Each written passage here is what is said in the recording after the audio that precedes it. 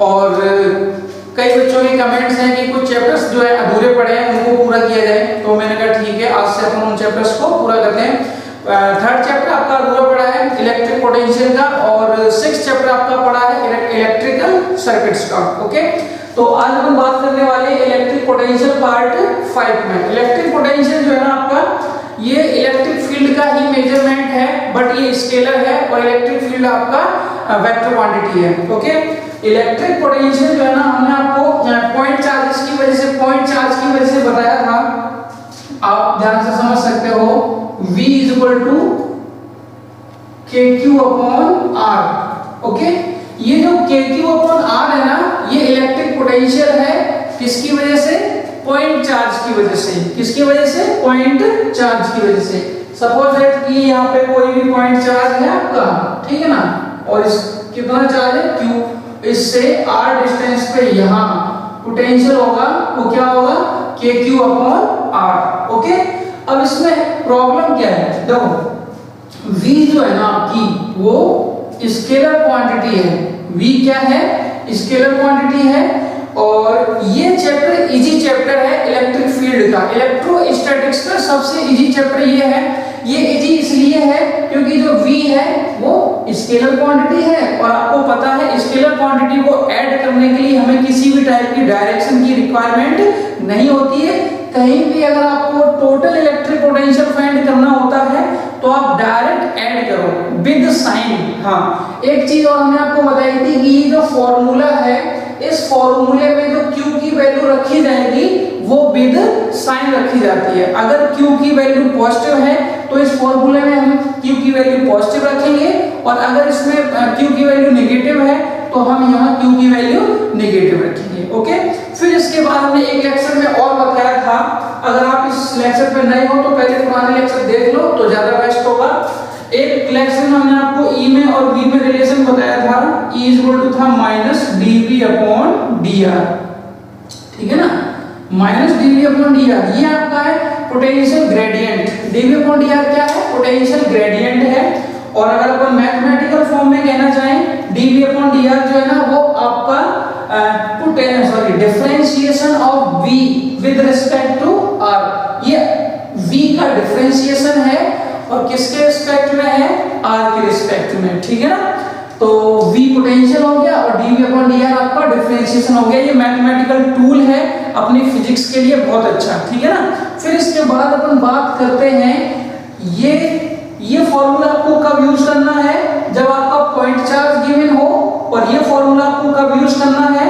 जब आपको V given हो as a function of R। अब R जो है ना आपका मैथमेटिक्स में R वेक्टर क्या होता है? R वेक्टर होता है xi cap plus yj cap plus zk cap. ये R वेक्टर है, ठीक है ना। और इसका मॉड कितना हो जाएगा? इसका मॉड हो जाएगा under root x square plus y square plus z square. ये मैथमेटिकल फॉर्म में, ठीक है ना। अब इसमें होता क्या है कि dr है ना, dr में r एक जनरल फॉर्म है, इसमें x component, y component and z component include है। ओके, तो dv अपॉन dr क्या है? पोटेंशियल डिफरेंशिएशन है। अगर आपको v गिवन हो as a function of x y z या r, कोई भी फंक्शन के फॉर्म में आपको v गिवन हो और आपको e फाइंड करना हो, ध्यान सुनना मेरी बात को, v पोटेंशियल गिवन हो और आपको e फाइंड करना हो तो आपको क्या करना होगा? v का डिफरेंशिएशन करना होगा। अगर हम इसको अलग अलग कंपोनेंट्स में डिवाइड करें, सपोज दैट जो e है ना, इसका x कंपोनेंट क्या होगा?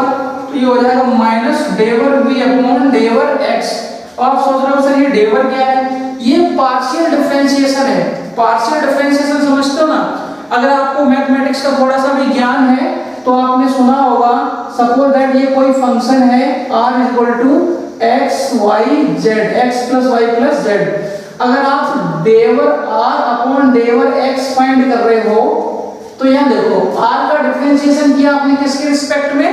x के रिस्पेक्ट में।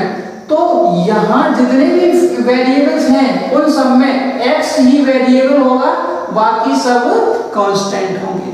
ओके, तो x का डिफरेंशिएशन 1 और इन सब का अपन क्या कर लेंगे? 0। इसी को अपन बोलते हैं पार्शियल डिफरेंशिएशन। ओके। हाँ, अब ये देखो, वीडियो अगर आपको समझना है ढंग से, टॉपिक को समझना है, तो आप वीडियो को लास्ट तक देखा करें, और अगर आपको वीडियो अच्छा लगता है तो उसको लाइक भी करें। लाइक और कमेंट रुकने नहीं चाहिए। और हाँ, अगर आपको इसमें कोई भी कमी लगती है तो आप कमेंट में हमें बता दीजिए, ठीक है ना। अब यहाँ देखो, ये x कंपोनेंट हो गया, इसी टाइप से ये अपन y कंपोनेंट भी फाइंड कर सकते हैं, माइनस डेवर v अपॉन डेवर y, और इसका z कंपोनेंट क्या हो जाएगा, माइनस डेवर v अपॉन डेवर z। ये आपका पार्शियल डिफरेंशिएशन है, ठीक है, ये इसका जनरल फॉर्म है। अब यहाँ v गिवन हो तो हम डिफरेंशिएशन करके क्या फाइंड कर लेते थे, e फाइंड कर लेते थे, ठीक है ना। अब अगर मान लो e गिवन हो तो आप v कैसे फाइंड करोगे, तो आपको इंटीग्रेशन करना पड़ेगा, समाकलन। इंटीग्रेशन क्या होगा, v इक्वल टू ये हो जाएगा minus e vector dot dr vector. ये एक और फॉर्मूला है v का, और यहाँ इसकी लिमिट हो जाएगी r से इंफिनिटी, r से इंफिनिटी। आपको पता है कि जब हमें पोटेंशियल फाइंड करना होता है तो हम पार्टिकल को कहां से लेके आते हैं, इंफिनिटी से लेके आते हैं। कहां लेकर आते हैं, जहां इलेक्ट्रिक फील्ड होता है, ठीक है ना।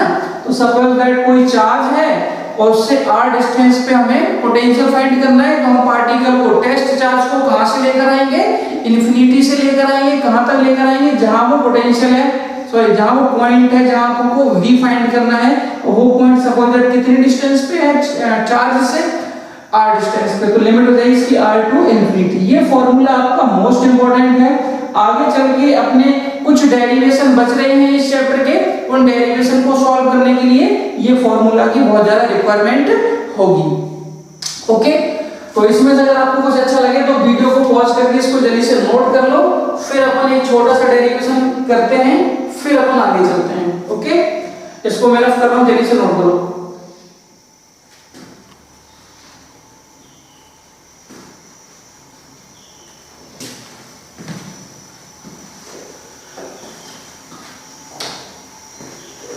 अब इसमें आपने देखा होगा एक चार्ज रिंग होती है, ध्यान सुना, एक चार्ज रिंग है, ये रिंग है और ये पॉजिटिवली चार्ज है। ये कैसी चार्ज है, पॉजिटिवली चार्ज है। इसकी वजह से हम आपको इलेक्ट्रिक फील्ड बता चुके हैं, वीडियो पढ़ा होगा, देख लेना। इससे, इसके सेंटर O से इसकी रेडियस है आपकी r, रेडियस कितनी है, r है, ये ऐसे रखी है, ठीक है ना। तो इसके सेंटर से x डिस्टेंस पे कोई पॉइंट है P, तो इस पॉइंट P पे आपको क्या फाइंड करना है, इलेक्ट्रिक पोटेंशियल, ठीक है ना। इलेक्ट्रिक पोटेंशियल, इलेक्ट्रिक फील्ड एक ही चीज है, बट इलेक्ट्रिक फील्ड जो है आपका वेक्टर क्वांटिटी है और ये आपकी स्केलर क्वांटिटी है, दोनों का मतलब सेम ही होता है, ठीक है ना। ये भी इलेक्ट्रिक फील्ड का ही मेजरमेंट है। अपन ऐसे कह सकते हैं कि जो इलेक्ट्रिक पोटेंशियल है वो स्केलर फंक्शन होता है किसका, इलेक्ट्रिक फील्ड इंटेंसिटी का। ओके, आपको यहाँ पॉइंट P पे इस रिंग की वजह से क्या फाइंड करना है, इलेक्ट्रिक पोटेंशियल। सिंपल है, तो हम क्या करेंगे, ध्यान से सुनो। यहाँ हमने एक एलिमेंट कट किया, सपोज दैट इस एलिमेंट पे चार्ज कितना है, Q, और पूरी रिंग पे चार्ज कितना है, कैपिटल Q, और ये जो छोटा सा एलिमेंट कट किया है इस पे चार्ज कितना है, dq। तो यहां से यहां तक की डिस्टेंस क्या लेट की, स्मॉल r, ठीक है ना। तो ये जो स्मॉल एलिमेंट है ना, ये एज ए पॉइंट चार्ज की तरह एक्ट करेगा, ये पॉइंट चार्ज की तरह एक्ट करेगा। और पॉइंट चार्ज की वजह से अभी मैंने तुमको बताया कि q by r, point charge की वजह से इलेक्ट्रिक पोटेंशियल क्या होता है, kq बाई r। तो यहाँ चार्ज कितना है, dq, तो फिर पोटेंशियल क्या हो जाएगा, dv, और यहाँ हो जाएगा k कांस्टेंट होता है, q के प्लेस पे dq, और डिस्टेंस कितनी है, r। लेकिन हमें टोटल पोटेंशियल चाहिए, तो हमेशा याद रखो, आपको dv पता है, आपको v चाहिए, तो आपको क्या करना होगा, इंटीग्रेशन करना होगा, ठीक है ना। तो ये हो जाएगा आपका v is equal to integration k dq upon r। k upon r बाहर निकाल लो आप इंटीग्रेशन से, तो आप अंदर क्या बच जाएगा, dq, dq का इंटीग्रेशन। तो जिस चीज का अपन इंटीग्रेशन करते हैं तो वो टोटल हो जाती है। इंटीग्रेशन का होता है समेशन, सम, ऑल एलिमेंट्स का। ये dq का अपन इंटीग्रेशन कर रहे हैं ना, dq एक एलिमेंट है, अगर इन सभी एलिमेंट्स का जितने भी इस रिंग के एलिमेंट हैं इनका सबका इंटीग्रेशन कर दोगे तो टोटल चार्ज आ जाएगा, और टोटल चार्ज कितना है q। तो फिर v इक्वल टू क्या हो जाएगा k q बाई r। अब आप सोच रहे हो सर ये तो पॉइंट चार्ज के जैसा ही है। हाँ कोई दिक्कत नहीं, इसमें थोड़ा सा चेंजमेंट और करना चाहो कर सकते हो। कैसे? ये r है, ये x है, ये r है, तो अगर हम यहाँ पे पाइथागोरस थ्योरम लगाएंगे तो r स्क्वायर इक्वल टू क्या हो जाएगा r square plus x square. यहाँ से स्क्वायर हटाओगे तो ये r square plus x square की पावर कितनी आ जाएगी, हाफ। तो फिर v हो जाएगा आपका कितना, K Q by R square plus X square by power half. ये जो है ना किसी रिंग के एक्सिस पे, एक्स डिस्टेंस पे क्या है, ये इलेक्ट्रिक पोटेंशियल है। ओके, आई थिंक आपको ये क्लियर हुआ होगा। इसको जल्दी से नोट करो, चलते हैं और आगे। ठीक है,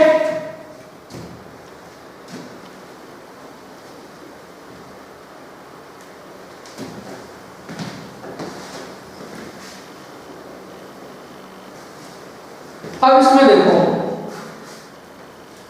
नेक्स्ट टॉपिक है आपका electric potential due to a conducting sphere और ए सेल। ठीक है ना, अगला टॉपिक है आपका, मैं यहां पे हेड डाल देता हूं। अगला टॉपिक है आपका इलेक्ट्रिक पोटेंशियल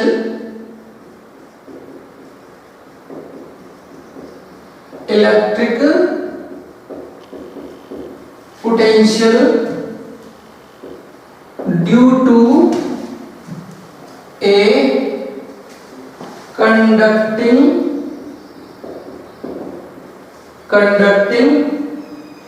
sphere और a cell।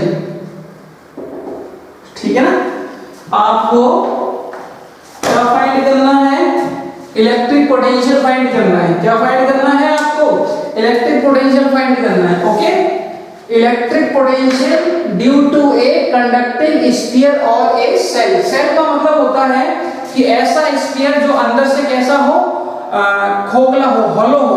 ठीक है ना, और potential due to a conducting sphere. अब कंडक्टिंग जो स्फीयर है ना वो चाहे हॉलो हो या सॉलिड हो, दोनों का सेम मतलब है, क्योंकि आपको पता है कि जो कंडक्टिंग स्फीयर होते हैं उनको अगर अपन चार्ज गिवन करते हैं तो वो चार्ज दौड़ के कहां आ जाता है, सरफेस पे आ जाता है। चार्ज कहां आ जाता है, सरफेस पे।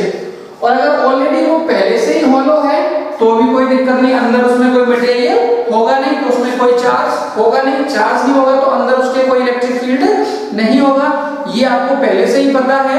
कोई भी कंडक्टिंग बॉडी है उसके अंदर इलेक्ट्रिक फील्ड जीरो होता है। नेट इलेक्ट्रिक फील्ड क्या होता है, जीरो होता है। ध्यान से ना, आइसोलेटेड में, किसमें, आइसोलेटेड में। ठीक है, अब इसमें देखो तीन कंडीशन बनेगी। तीन कंडीशन कौन कौन सी, सपोज दैट ये कोई स्फीयर है, वाओ कितना गोला बन गया है ना, बिना प्रकार के। अपन ने देखो इसकी डिस्टेंस अपन लेट, सॉरी इसकी रेडियस लेट कर लेते हैं r। ये स्फीयर है और ये कैसा है, ये कंडक्टिंग है, सॉलिड हो या हॉलो हो, दोनों लिख रखे हैं। ठीक है ना, और सेल का मतलब भी हॉलो स्फीयर ही होता है।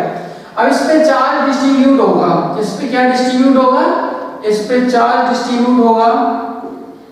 ओके, और इसके सेंटर से r डिस्टेंस पे कोई पॉइंट है p, और इस पॉइंट p पे आपको क्या निकालना है, v फाइंड करना है। v means electric potential. Okay, तो हमने आपको बताया था कि इलेक्ट्रिक पोटेंशियल फाइंड करते हैं तो हम टेस्ट चार्ज को कहां से लेके आते हैं, इंफिनिटी से। तो यहां सपोज दैट इंफिनिटी होगा और यहां से अपन टेस्ट चार्ज को इसके पास तक ले जाएंगे। टेस्ट चार्ज को किससे रिप्रेजेंट करते हैं, q0 से। ओके, तो इसको हम p पॉइंट तक ले आए। अब ये जो पॉइंट p है ना वो आउटसाइड द स्फीयर है, और यही पॉइंट p सरफेस पे भी हो सकता है और इनसाइड भी हो सकता है। तो स्फीयर के तीन कंडीशन हो जाएंगी, चार भी कर सकते हैं। जब p पॉइंट कहां चला जाए, सेंटर पे चला जाए। तो जो p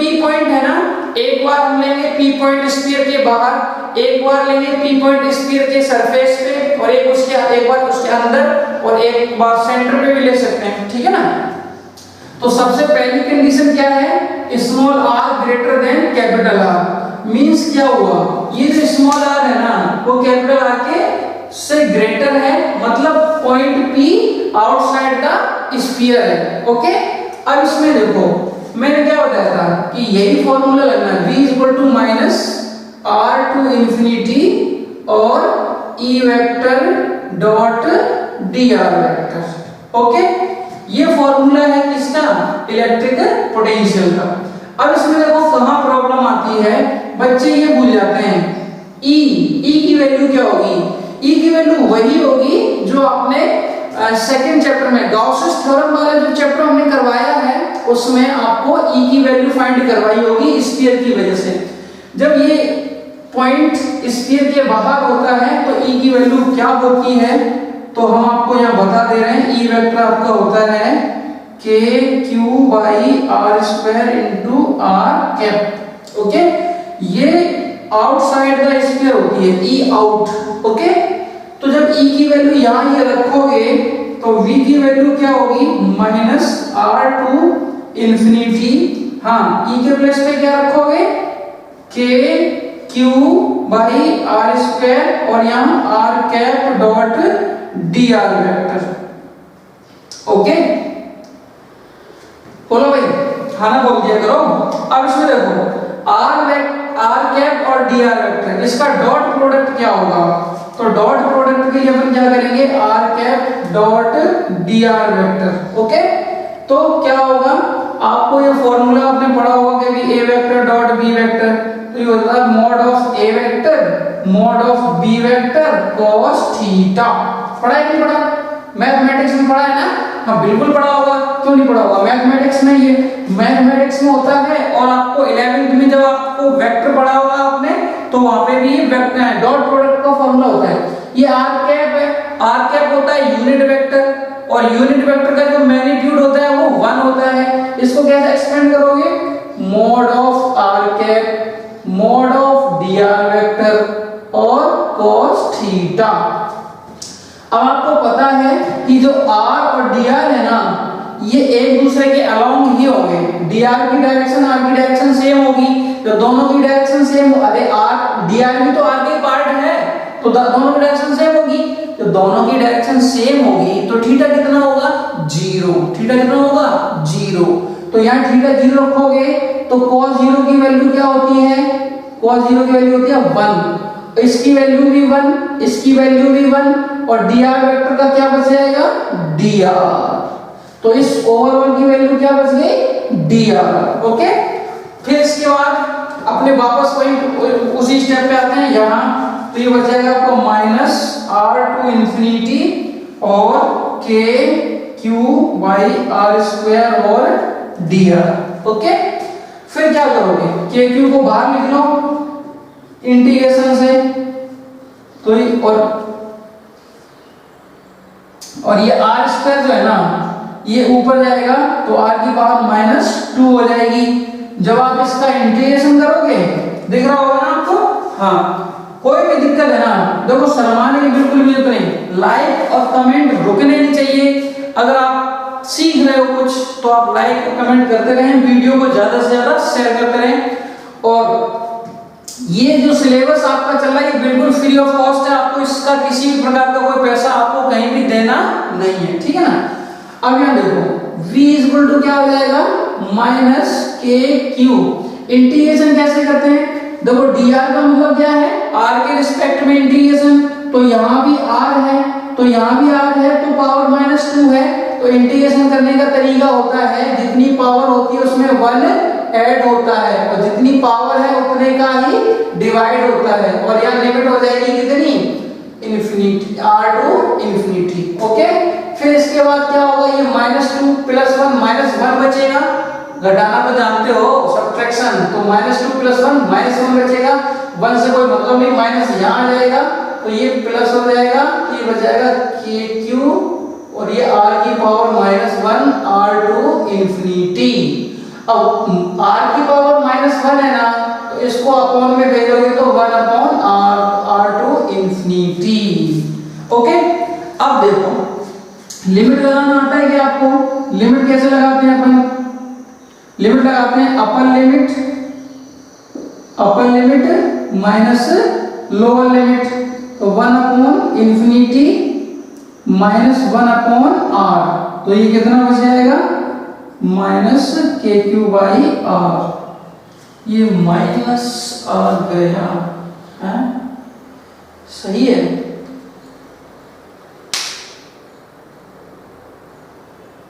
सॉरी, उल्टा लिख दिया था हम लोगों ने, सॉरी। ये जो फॉर्मूला हमने आपको बताया था ये आर टू इन्फिनिटी नहीं है, इन्फिनिटी टू आर है, ठीक है ना? क्या है? Infinity to R. उल्टा लिख दिया यार, सॉरी, कोई बात नहीं, हो जाता है। इन्फिनिटी टू आर, मुझे यहां से पता चल गया कि यह माइनस नहीं आना चाहिए था। Okay, infinity to R. और वहां इससे पहले हमने जो आपको जो फॉर्मूला लिखा था इसको, तो उसमें भी आप क्या कर लेना? इन्फिनिटी टू आर कर लेना। Okay, infinity to R.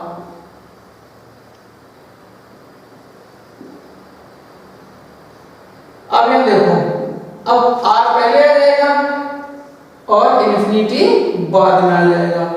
अब आपको पता ही है कि 1 अपॉन इन्फिनिटी क्या होता है? 0, तो ये 0 हो जाएगा, तो ये बच जाएगा आपका के क्यू बाई आर। ओके, तो ये कौन सा आपने इलेक्ट्रिक पोटेंशियल लिखा था? आप ऐसे समझो आपके पास एक स्फीयर है और उस स्फीयर के बाहर एक पॉइंट है P, और ये स्फीयर जो है ना आपका चार्ज है, और इस पॉइंट पर आपको क्या निकालना है? Electric potential. ओके, फिर स्फीयर है कैसा? ये कंडक्टिंग है, और कंडक्टिंग स्फीयर चाहे सॉलिड हो हॉलो हो, दोनों का मतलब सेम है। पॉइंट बाहर था, पहली कंडीशन सॉल्व की, आंसर आया आपका के क्यू अपॉन आर, ठीक है ना? सेकंड कंडीशन क्या होगी? सेकंड कंडीशन ये होगी आपकी, सेकंड कंडीशन में जो स्मॉल आर है वो क्या होगा? कैपिटल आर के इक्वल होगा। क्यों होगा? क्योंकि जो पॉइंट P है ना वो कहां आ जाएगा? ये पॉइंट P जो है ना आपका वो स्फीयर के सरफेस पे आ जाएगा, ठीक है ना? ये स्फीयर है और ये डिस्टेंस, ये रेडियस इसकी r हो गई। अब आपका P पॉइंट यहीं आ गया, यहाँ इन्फिनिटी है और यहाँ से आप टेस्ट चार्ज लेके आ रहे हो, और ये पॉइंट P है। पॉइंट क्या है ये? अच्छा, पॉइंट P यहाँ ले लिया है, पॉइंट P यहाँ ले लो, चलो, ठीक है ना? तो आप देखो कि जो स्मॉल r है वो क्या है? कैपिटल R के इक्वल है। स्मॉल r जो है ना वो कैपिटल R की कैसी है? इक्वल है। तो इसमें v कैसा होगा? Minus infinity to r e vector dot dr vector. अब ये जो स्मॉल r है ना, स्मॉल r के प्लेस पे क्या रखोगे? स्मॉल r के प्लेस पे हम रख देंगे कैपिटल R, ठीक है ना? अब आप देखो सॉल्यूशन तो यही होगा, बार-बार आपको करने की जरूरत नहीं है, सेम टू सेम यही है, बट इस रिजल्ट में आप क्या चेंज करोगे? इस रिजल्ट में चेंज हो जाएगा आपका कि जो स्मॉल r है वो कैपिटल R हो जाएगा। और ये जो k बता रहे हैं ना अपन, कैसे परिचित हो कि नहीं हो? k की वैल्यू होती है 1/4 पाई एप्सिलॉन नॉट। याद है या भूल गए? याद है ना?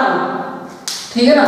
आई थिंक आपको ये क्लियर होगा, ठीक है ना? इसके लिए सॉरी, ये जो लिमिट आपकी वो r टू इन्फिनिटी नहीं है, इन्फिनिटी टू r है। लिमिट को उल्टा कर लेना, ये आंसर आ जाएगा। ओके, अब इसमें एक पॉइंट और बचा, कौन सा? अब P पॉइंट कहां आ जाएगा? स्फीयर के अंदर आ जाएगा। ओके, वीडियो को पॉज करके इसको जल्दी से नोट कर लो, जल्दी से नोट करो, फिर हम जो है ना और बताते हैं।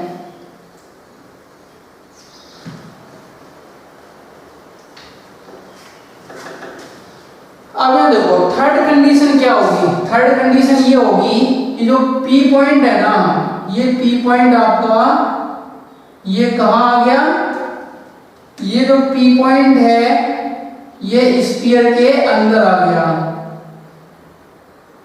ओके, अब इसमें प्रॉब्लम है। क्या प्रॉब्लम है? आपको पता है कंडक्टिंग स्फीयर के लिए E 0 होता है। कंडक्टिंग स्फीयर के लिए E क्या होता है? 0।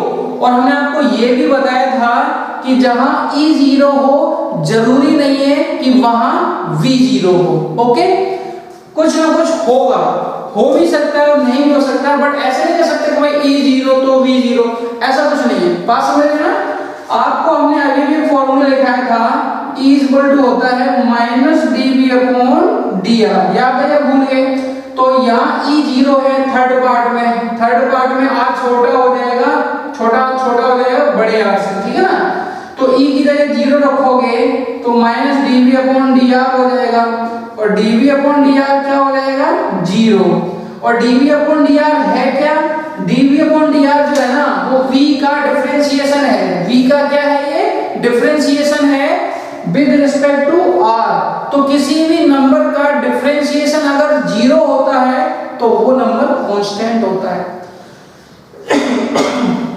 वो नंबर कैसा होता है? कांस्टेंट होता है। मीन क्या हुआ कि जो V है ना, ये V क्या हो जाएगा? कांस्टेंट हो जाएगा।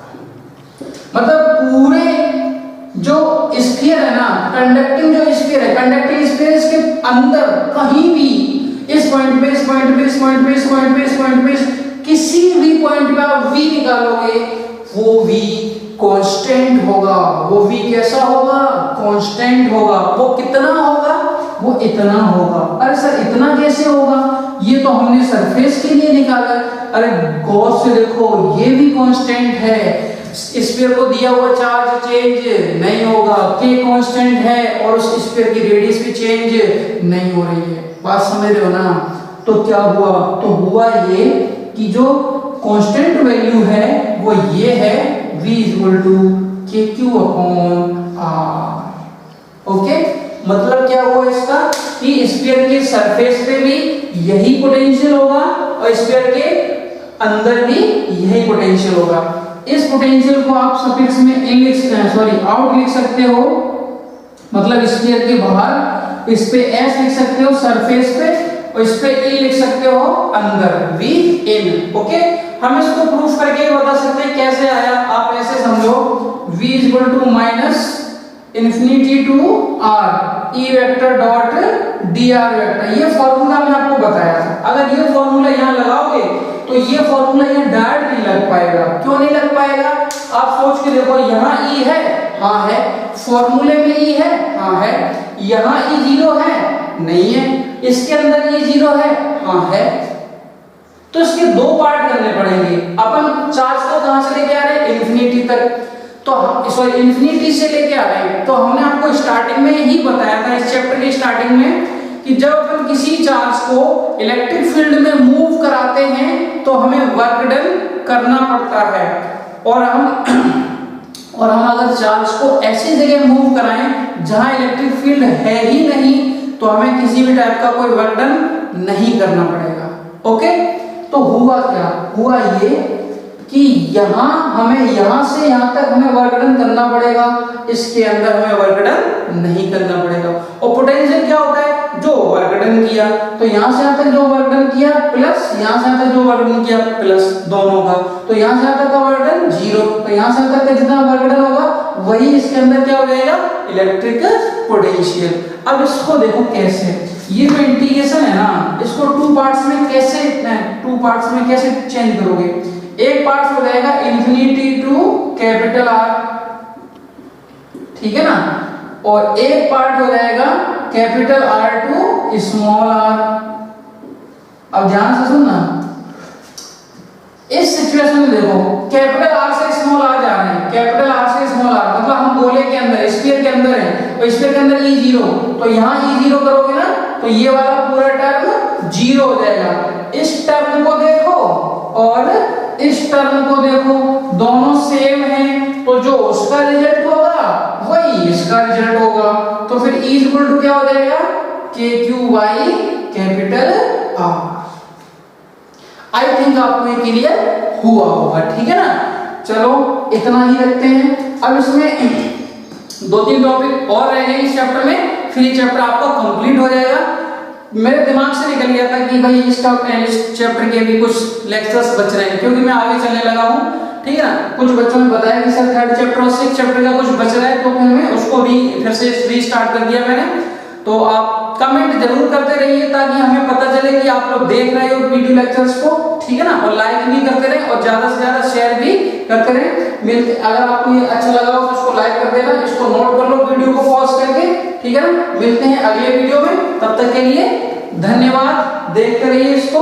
और हाँ, अगर आप हिंदी मीडियम से हैं तो मैंने फिजिक्स का एक अलग यूट्यूब चैनल बनाया है, फिजिक्स विद DS राजपूत। और अगर आप केमिस्ट्री पढ़ना चाहते हैं तो आप जीविका केमिस्ट्री क्लासेस ज्वाइन कर सकते हैं यूट्यूब चैनल पे। ये हमारे मित्र हैं, केमिस्ट्री पढ़ाते हैं, Jivika chemistry classes, JIVIKA, Jivika chemistry classes. Okay, Vipin Patel sir नाम है उनका। तो आप उस चैनल को भी सब्सक्राइब कर सकते हैं अगर आप केमिस्ट्री पढ़ना चाहें तो। Thank you.